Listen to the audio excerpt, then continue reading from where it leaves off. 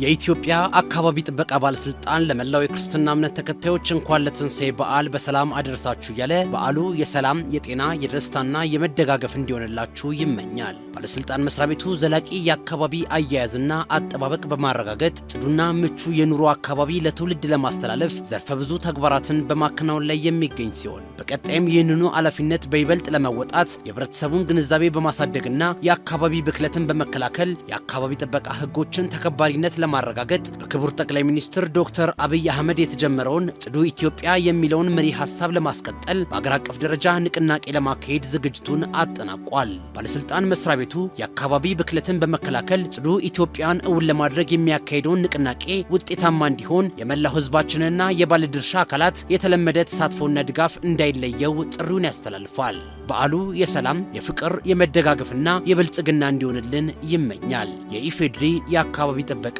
ባለስልጣን